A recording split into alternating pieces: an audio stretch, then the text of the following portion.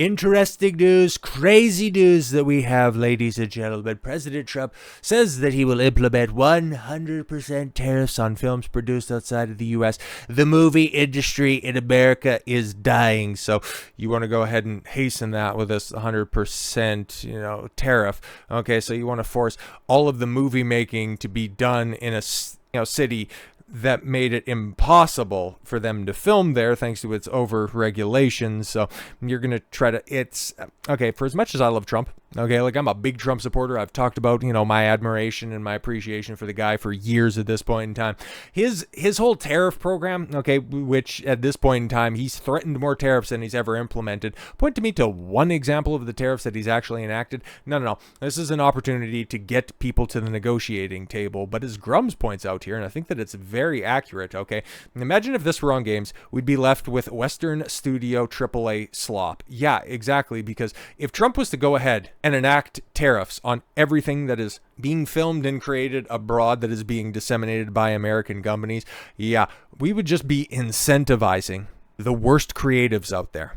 Okay. But even since this news came down, late Sunday or something like that, we already know that it's an executive order. Okay, it's an executive order that would need to pass through Congress in order to be enacted. This is just simply, hey, take a look. We want to get down to the negotiating table. And there's a bunch of saber rattling and a bunch of the Hollywood executives are all up in arms. But yeah, it's a means to start a conversation. That's basically what this is about, because if he wants to go through on this one, it's going to have wide-ranging consequences. It's not just going to affect studios. Yeah, this could very well cripple the entertainment industry full sail. Donald Trump took to Truth Social Sunday to announce he is authorizing the Department of Commerce and the United States Trade Representatives to impose a 100% tariff on any and all movies produced in foreign lands. In a move that sent shockwaves through Hollywood, Trump deemed foreign productions a national security threat to the American movie industry, adding that they not only draw filmmakers out of other markets, but also bring messaging and propaganda into the United States. 1,000% true. It's just all of those creatives also work in Hollywood, which Hollywood, shout out to Razorfist, has always been red. So yeah, even if they're creating all of this stuff on American shores within the continental United States, yeah, you still got commies and ideologues, and frankly, the most untalented group of people we have ever seen work in entertainment. That's who you want to make these movies. I don't really think so, because honestly, I take a look at the stuff that I love, and yeah, a lot of it is filmed abroad. Okay, House of the Dragon Season 1 was filmed, I think, in the UK or something like that, and then just even drawing it back even further, New Zealand, of course. I think we all know which movie series was filmed over there, okay? That would, if this was a different time, those would all be tariffed, even if they were created by New Line Cinema, created by HBO, Warner Brothers. It doesn't really much matter, man. But no. All of these scripts, all of these actors, all of these activists, they call the United States their home. You're not really doing anything to curb this stuff. Movie industry in America is dying a very fast death. Yeah, the consequences of their own actions. So why are you trying to shield Hollywood from this? Okay, trying to stifle their very productive, very successful foreign competition that is better at espousing traditional and conventional values than Hollywood has for generations. Even just thinking of movies and TV series that, were made 20 years removed. Okay, take Lord of the Rings out of the equation when I'm discussing entertainment for once. Okay, I look at my media collection. Okay, I've actually got, quite a substantial one. But the stories that still resonate with me, even though, I'm pissed off by the ending, you got Attack on Titan. That is a story about heroism, identity, and friendship. A story that could not be told by Western creatives because they fundamentally detest those values. So you would be robbing the public of those by means of trying to save an industry that hates everything that is fundamentally American. Doesn't make a lot of sense now, does it?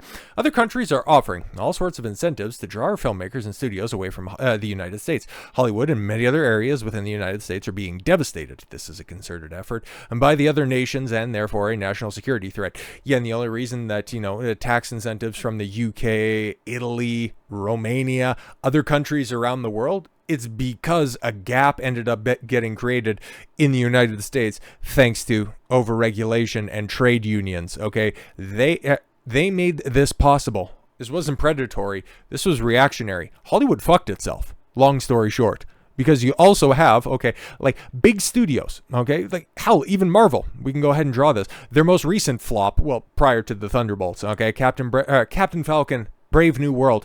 It was filmed in Georgia. Georgia has a massive tax incentive platform that's there. Superman, it was filmed in Ohio. Massive tax breaks on the record there. California, everybody's fleeing it. They're moving to Texas, who's also setting up these big tax incentives. They want to create jobs. Hollywood wants to try to cling on. It's so funny how they want to go ahead and deride all of these hyper-conservatives, all of these far-right weirdos, but they're more conservative when it comes to upholding their unions than anybody else. They want to uphold the status quo. They want to mandate people, a certain amount of people in a writer's room. They want to tell you who you have to hire in order to film. They've done it to themselves. Stop trying to bail them out. But this also, like, this plays into Trump's ego big time, because for as much as he wants to be known and appreciated for his accomplishments as president twice over, he also wants to be loved by the rich and famous, okay? He is very much a product of a certain time. He's somebody who still cares about, the opinions of the mainstream media. For as much as he's going to deride them as being fake news, he still wants the good coverage. He wants to be the guy who's going to, be looked back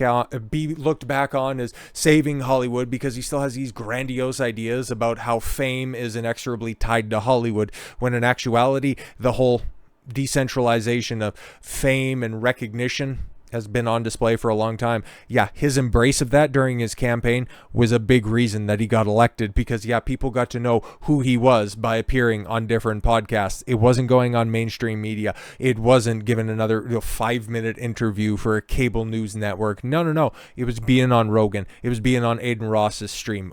The fact that he doesn't get that, or he's surrounding himself with people that think, no, if we revive Hollywood, if we make sure that all of those woke idiots with the mind virus, we need to save them from the consequences of their own actions, that will make you a living legend. I mean, like, whatever, man. Okay. Going back to his statement, Hollywood and other areas within the United States are being devastated. This is a concerted effort by other nations, and therefore a national security threat. It is, in addition to everything else, messaging and propaganda. Therefore, I am authorizing the Department of Commerce and the United States Trade Representatives to immediately begin the process of instituting a 100% tariff on any and all movies coming to our country that are produced in foreign lands. We want movies made in America again. Not really. I just want good movies made. I don't really care where they come from, because if they extol good, traditional, conventional values, that's what is desperately missing. And unfortunately, its antithesis has been coming out of Hollywood and these American productions for a very, very long time. But like I said at the beginning, this is all a means to bring people to the negotiating table. It's nothing more nefarious than that. He just can't unilaterally say 100% tariff on everything from abroad. It's like, it doesn't really work that way. But the way that the media is so uninformed, and they just immediately want to run and say orange man bad, like, he's playing into this. He's using it as an opportunity to negotiate, which is what Trump always does. That's what he's done with every other of these supposed big tariffs that go into place. How many of them have actually been enacted? Right, exactly. Industry reacts to Trump's insane movie tariff threat. This would destroy the independent film sector. Motherfucker, you guys killed the independent film sector. You priced them out of the game. And destroy the independent sector? Bro, your guys' ballooned budgets. You guys are so far removed from the indie scene. How could you even tell? Okay, people trying to make a movie on a few $1 million. They're not looking for tax breaks, and they have the ability to publish their stuff independently, so people can go ahead and see it regardless. So what are we even talking about? The threat, while seemingly embryonic, yes, and lacking in any detail, has sent shockwaves through the United States and international film sectors. Yeah, exactly. What a bombshell! One leading German producer and distributor simply replied this morning. It's insane. A veteran UK producer told us. So U.S. companies can only make U.S. films. James Cameron can make Avatar overseas. Who pays the tariffs? Leading independent distributors would all be out of a business if it's them. Yeah, exactly. It's almost like he's trying to negotiate with studios that are offshoring their production, bringing it back home, trying to see what their grievances are, instead of just, negotiating from a no position of power. This clearly got the right people upset, and that's why Trump continues to win. And another reason I think that this is all just a big play in order to get people to the negotiating table is because Mark Carney, the Prime Minister of Canada, which, well, okay, I guess, yeah, I'm an Albertan, so we can go ahead and try to, differentiate ourselves and disassociate us from the rest of this communist hellhole. But yeah, making this impromptu trip down to go see Trump, which apparently, took the big man off guard a little bit. He wasn't entirely sure what they were going to be discussing, but the guy who was supposed to be taking a hardline stance against Trump, his entire campaign was all about how he's going to deal with Trump, is going down to Washington, D.C., hat in hand, that his entire, economy doesn't end up getting stifled. Just about 20% of the GDP in Canada is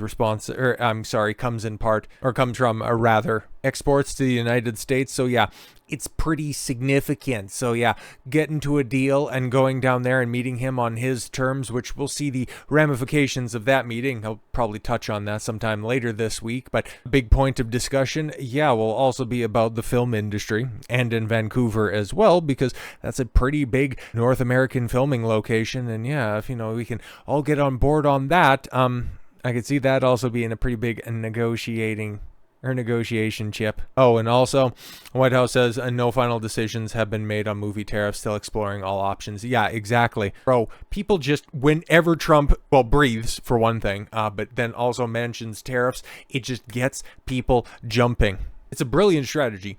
I hate tariffs, especially the way that they're set up right now, okay? And as somebody who would, really personally never get affected by Trump tariffs because he can't tax me. I don't live in his country, depending on a separation referendum that could potentially hit Alberta. Maybe sometime in the future, but that's years to come at this point in time. But yeah, he can't tax me, okay? The orange man can't hurt you right now. He can negatively affect trade and stuff like that, but that's ultimately a tax that gets placed on his own constituents, okay? And when tariffs, under William McKinley, where he had the best economy with the most beautiful tariffs, the most beautiful word in the English language is tariffs. There was also no income tax, okay? I don't like tariffs because they're depending on where you're at, okay? Your money getting taxed a third, fourth time over, yeah, I can probably go ahead and do without that. If it's just simply a tariff on goods and services, that's one thing. You're buying something and then kicking money up to the crown, that's a decision that you can make with your own money.